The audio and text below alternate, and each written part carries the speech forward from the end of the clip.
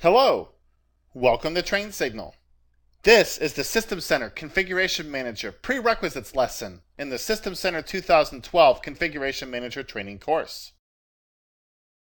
We'll start this lesson with a CIO's perspective on Configuration Manager and the positive impact it can have on the IT department, although getting to that positive impact can take a little bit of time. Next, we'll talk about the Active Directory tasks that are necessary before you can complete your Configuration Manager journey.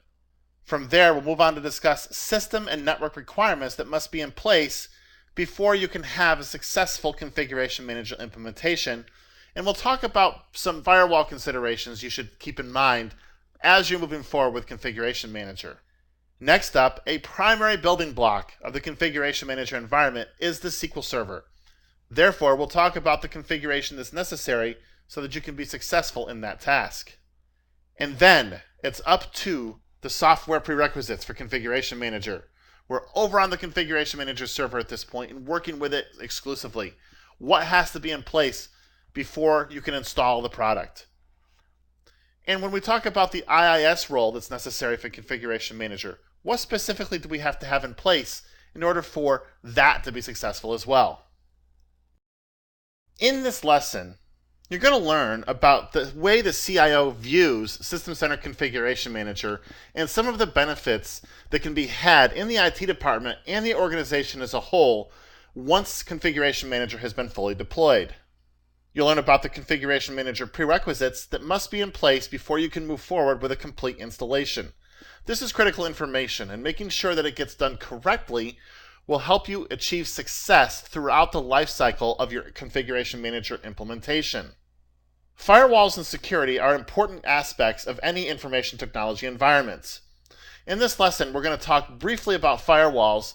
We won't be doing a lot with firewalls in this lesson except to discuss where they are placed and why we're not going to use them for some of this course, but we will discuss firewalls later in a firewall and PKI lesson in this course. You'll also learn about how Configuration Manager leverages Active Directory to really coordinate some things and make things streamlined so that the administrator doesn't have to do quite as much work. Obviously, with every new tool, there's business goals related to the use of that tool. First of all, we need to make sure that all IT teams are aware of their roles in the deployment process. If you're deploying Configuration Manager in your own environment, this is really critical. Configuration Manager touches many areas of the information technology environment, including potentially servers and desktops. Therefore, desktop support teams and server support teams, as well as help desk people, need to really be aware of what's going on so that they don't get surprised in the event that a user calls up and says, hey, what's this Configuration Manager thing, or what's going on? If once everyone knows what's going on, then the Configuration Manager tool can really be put to its best use. And obviously there's another business goal to just get the product installed. Once you learn about what exactly this thing can do for you, there's some real significant business benefits to be had, and they can only be achieved once the product is installed. Obviously, with a full deployment of a tool like Configuration Manager, your CIO is probably going to be involved, at least at some level, with either approving or at least understanding that the project is going on. And there needs to be an understanding that the CIO has a lot of things that he or she wants to see out of a tool like Configuration Manager, and he needs to understand that there's going to be some impact also on the IT department. First of all, with formal configuration management, which really Configuration Manager by its very name gives you, you give an opportunity to reshape the department and processes.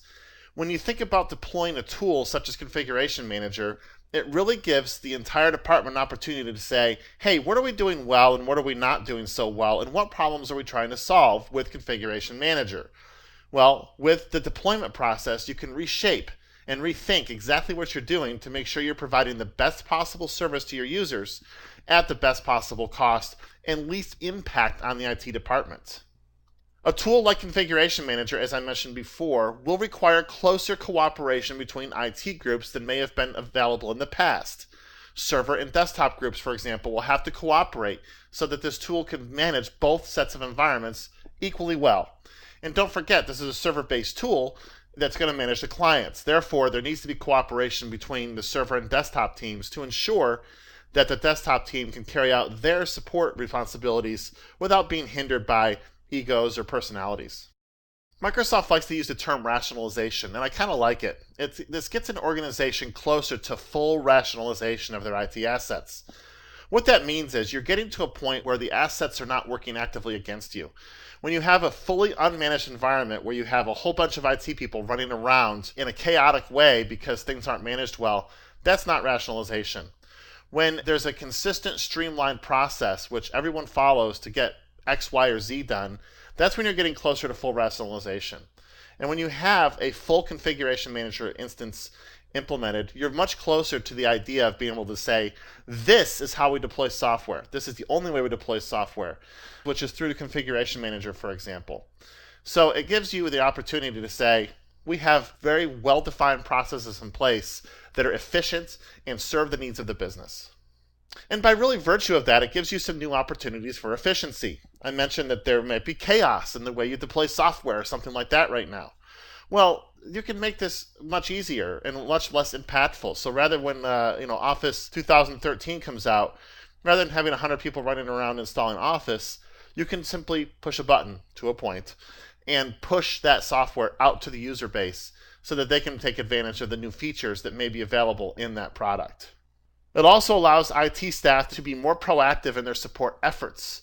So rather than basically being reactive all the time, there's an opportunity for IT to say, we're going to get out ahead of the game a little bit here, and we're going to have a well-managed environment. Rather than letting the environment manage us in our time, we're going to take control of it, and we're going to take this thing by the reins, and we're going to make it work for us.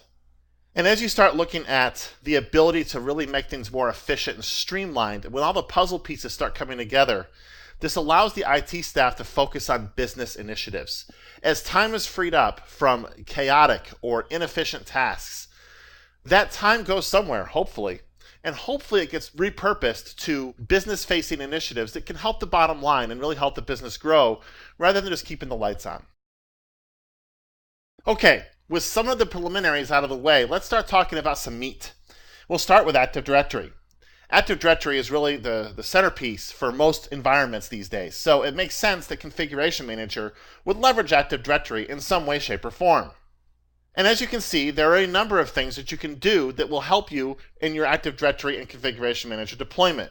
First of all, we're going to discuss what are schema extensions. And people get really concerned about the phrase schema when it's associated with Active Directory, but all that means is database fields. So when you're thinking about extending the schema, while it's an operation that you should take seriously, it's not a time that you have to really, pull your hair out, really gnash your teeth over it. The ability to extend the Active Directory schema or add fields to Active Directory for additional purposes is one of the real benefits of Active Directory. And by adding new database fields, you can gain new functionality, such as automatic discovery of Configuration Manager client properties. So when you have the right fields in place, clients can actually discover information from Active Directory so that administrators don't have to manually point clients to Configuration Manager servers. Now, if you're running Configuration Manager 2007 and you've previously installed the Active Directory schema extensions with 2007, you don't need to do it again. Those schema extensions stay in place and they're used by System Center Configuration Manager 2012. Some other benefits to be had are port configuration for client to server communication. So it's going to be able to tell clients what port are you supposed to be operating on. You give an easier time of multi-site content deployment. And you actually get to use what's called network access protection, for which there is no non-Active Directory workaround. So there's some real benefits to extending the Active Directory schema for use with Configuration Manager. With an understanding for some of the benefits that can be had with Active Directory integration with Configuration Manager, there's a few implementation actions you need to take in order to make sure that this process works. First of all, you have to create what's called the System Management Container. And as the name implies, this is a container that's going to hold systems management objects that will be used by Configuration Manager.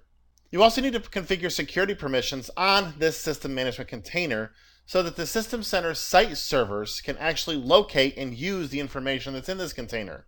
Next up, you have to enable Active Directory publishing for the Configuration Manager site.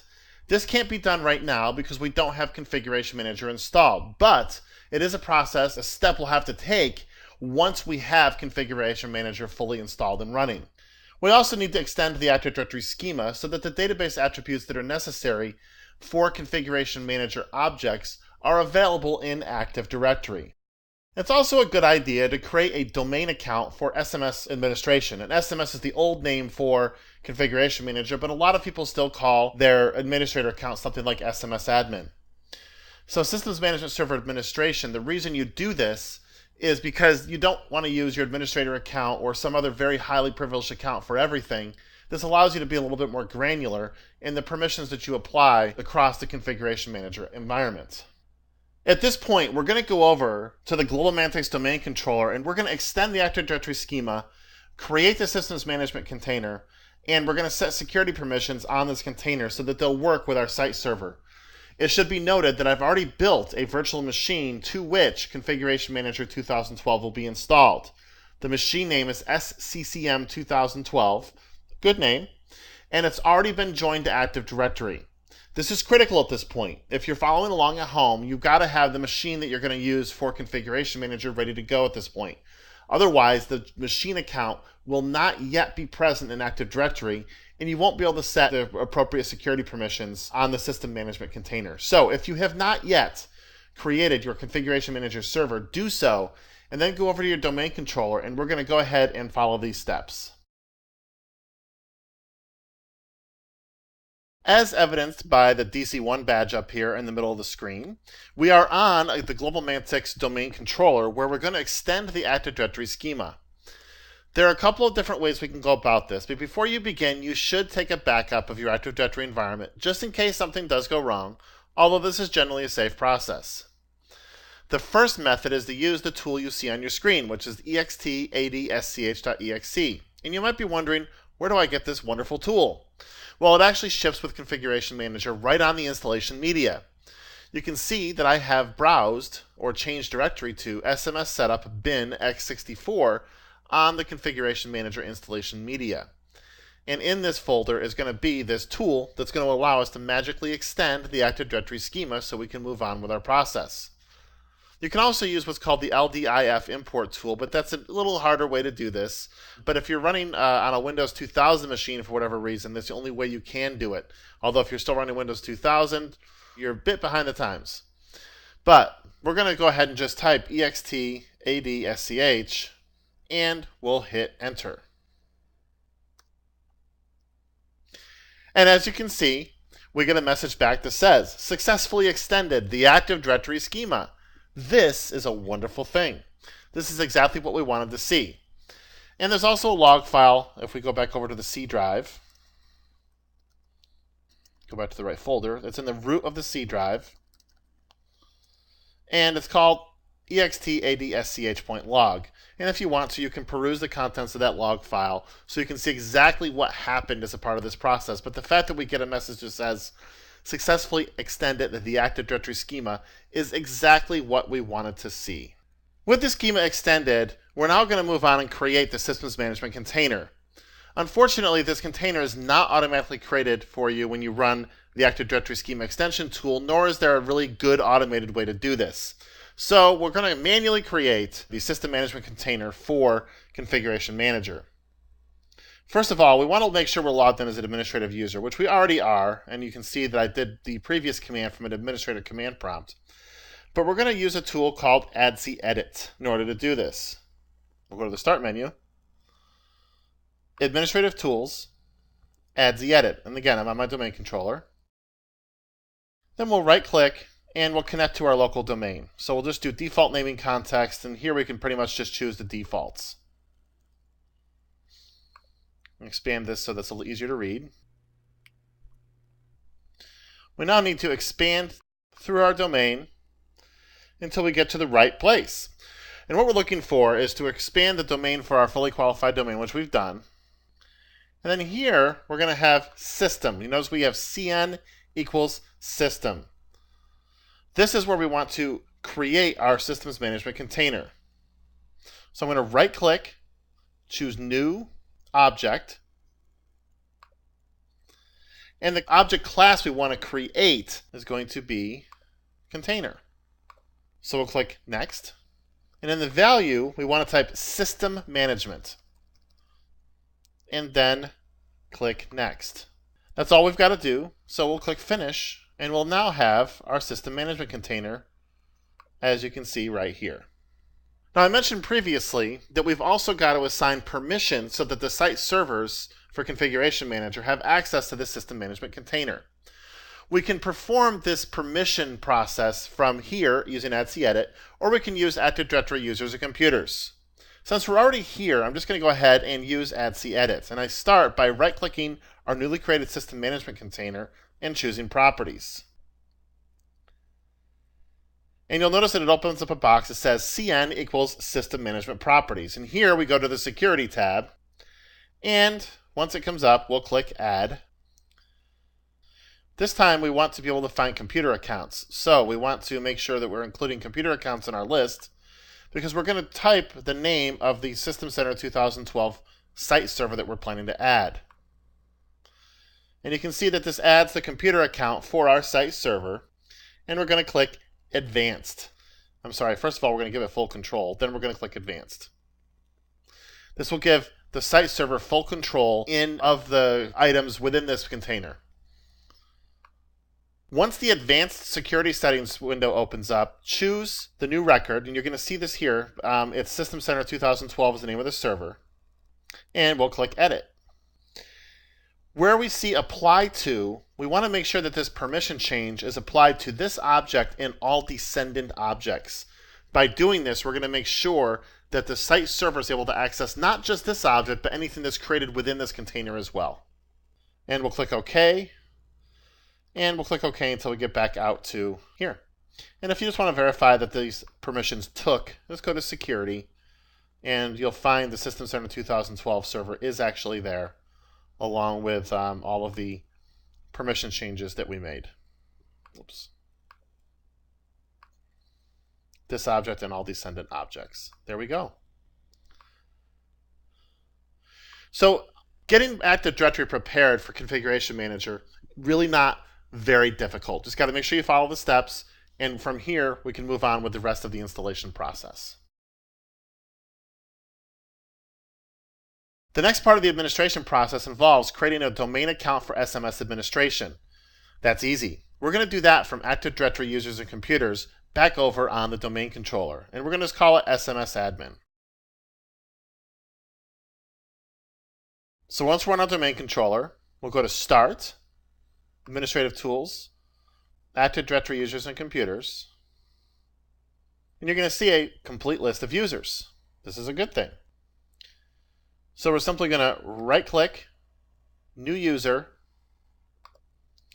and we're just going to call this SMS Admin. SMS Admin, and when we provide a password, make sure we type it the same way twice, and we'll set this one to password never expires, so we don't have to worry about resetting this password periodically. Obviously, make sure that this complies with your own organizational security policies. Click Next and Finish, and we'll have an account called SMS Admin sitting here waiting for us at the bottom of the screen. With Active Directory basically ready to go, let's talk about some system and network requirements that must be in place. Let's talk first about some sample assumptions. These are from Microsoft, and you can take this or leave this, and you can adjust these as needed in your own organization. First of all, we're going to have some sample assumptions. First of all, we're doing a Greenfield System Center Configuration Manager 2012 installation. And what I mean by that is this is a brand new install. We're not doing an upgrade from System Center Configuration Manager 2007. We're planning to use a standalone primary site. With the architectural changes that Microsoft has made with Configuration Manager 2012, the need for a whole bunch of different sites is drastically reduced. Whereas you used to have to create different sites for security boundaries and other things, such as different bandwidth requirements between sites and such, those issues are no longer present with Configuration Manager 2012. In fact, the number of sites you need for these kinds of purposes is majorly reduced in a good way. And because a single site can support up to 100,000 clients, and Global Mantic does not have that many clients, and doesn't have a need for a bunch of different sites, we're simply going to use a standalone primary site. Microsoft also says you can use System Center Configuration Manager and SQL Server on the same server. We're not going to do that for Global Mantic. They will be separate roles. Based on these assumptions, Microsoft says you need a server with 8 cores, Xeon, basically the Halem class processors are better, with at least 32 gigs of RAM and a 550 gig disk. Now this is again if you're going to be running everything on the same server and you're going to have 100,000 clients. Well, that's probably not going to be the case for many of you. You'll probably have actually quite a few less clients than that. For GlobalMantics, however, SQL Server will run standalone, as I said. We're going to have just a few clients. Again, this is not going to be a thousands or hundreds of thousands or tens of thousands machine environment. We're going to have just a few clients, and this is basically for testing and demonstration. System Center Configuration Manager will start as a single virtual machine, named SCCM 2012, as I mentioned before. Just because I gave it 4 vCPUs and 4 gigs of RAM, and the default in Hyper-V is 127 gig disk, and that's what I gave this system for this course. So, 4 vCPUs, 4 gigs of RAM, and 127 gigabytes of disk. The SQL Server machine also has 4 gigs of RAM and 127 gigs of disk and 4 vCPUs as well. When it comes to firewalls, there's a few things to keep in mind for this course. First of all, there's a lot of firewall configuration that if you use host-based firewalls in your environment that you're going to have to do with Configuration Manager. For most of this course, we've disabled host-based firewalls, and the reason is we're focusing on learning Configuration Manager operations, not how to configure firewalls to make everything work. That said, later in this course, there's a firewalls and PKI lesson that will help you with some items with regard to firewalls. It'll help teach you some of the things you need to keep in mind when it does come to using firewalls in the environment, and some tips to make it a little bit easier. If you do want to get a look at what firewall ports are necessary in a Configuration Manager 2012 environment, take a look at that link. It's a complete list of all of the ports that are necessary for particular kinds of communication in Configuration Manager 2012. Now the screenshot you see on the left-hand side of this page is just a sample for what you'll see, but it's a very comprehensive list of all of the ports this Configuration Manager uses in order to work its magic. SQL Server is a primary building block component of Configuration Manager. It's what makes it really work. It's what stores everything that has to do with your Configuration Manager environment. Microsoft supports only certain versions of SQL Server for use with Configuration Manager 2012. First of all, you can run SQL Server 2008 Service Pack 2 as long as you're running CU9 or above. If you're running Service Pack 3 of SQL Server 2008, you must be using Cumulative Update 4. These cumulative updates are Service Pack specific. That's why you can run a lower cumulative update for Service Pack 3 than for Service Pack 2, because the CUs go with each Service Pack. Or you can run SQL Server 2008 R2 with Service Pack 1 CU6 or better. Or if you like and you're using just secondary sites in a secondary site, you can run SQL Server Express R2 with Service Pack 1 CU4. Again, that version of SQL Server is supported only in secondary sites. You can't use it for a primary site with Configuration Manager 2012. Now, by the time System Center 2012 Service Pack 1 is released, I fully expect Microsoft will also support SQL Server 2012. At this point, however, SQL Server 2012 is not supported with System Center 2012. In order to operate correctly, your System Center Configuration Manager site server computer account must have administrative access on the SQL Server computer. And that just means basically adding it to the local administrators group on the SQL Server system. So we're going to go over and do that right now.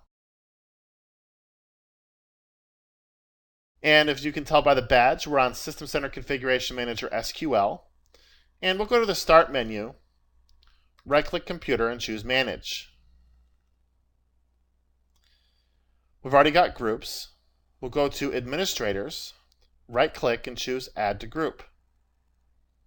From the Administrators Properties page, click Add. And again, notice we don't have computer objects up here, so we'll click Object Types. Make sure we have computers selected. And we'll type SCCM 2012. And there's the computer object that we're interested in adding to the local administrators group. And click OK. And that's it. This will allow everything to go smoothly once we install System Center Configuration Manager over on SCCM 2012. When you're installing SQL Server itself, now in our environment, SQL Server is already installed, but when you're installing this in your own lab, here's a few things to keep in mind.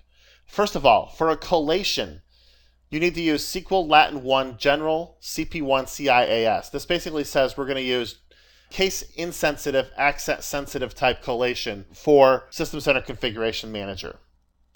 For authentication, you've got to use Windows Authentication. You can install it with mixed mode authentication if you like, so that you have both SQL Server and Windows Authentication enabled for whatever database instance you decide to install. However, you have to have Windows Authentication at least available for the instance. You also have to have reporting services installed, but don't have to configure it yet at this point. And it's highly recommended that you use a dedicated SQL Server instance for Configuration Manager 2012. Don't try to share this with some other tool. It's just going to end up getting messy, and you'll end up getting confused if you have a problem down the line. And if you have to do something where the collation or something doesn't match, then you're going to end up with all kinds of problems. It's also recommended that you enable named pipes in SQL Server configuration as another communication option. This can reduce issues between Configuration Manager and SQL Server. And if you want, you don't have to, and I don't generally do this, but you can configure SQL Server memory limits that will prevent some warnings that you'll get during the installation of Configuration Manager. Basically, with memory limits, you're just saying, here's how much memory that we're allowed to use for this particular process. In this lesson, one of the favorite resources that I have is that little map of all the firewall ports that are used by Configuration Manager. Take a look at that if you're going to be using host-based firewalls in your own organization. We kicked off this lesson by talking about why CIOs like Configuration Manager and what the positive impact can be for the IT department. We then went over the Active Directory tasks that are necessary for a successful Configuration Manager implementation, and then discussed the system, network, and firewall considerations that you should have in place before you move forward. Next, we discussed the SQL Server configuration for Configuration Manager, and then on the Configuration Manager server itself, talked about the software prerequisites that need to be met before you can move forward with an installation, as well as the IIS role requirements that should be met. Thank you for listening, and I look forward to seeing you in the next lesson.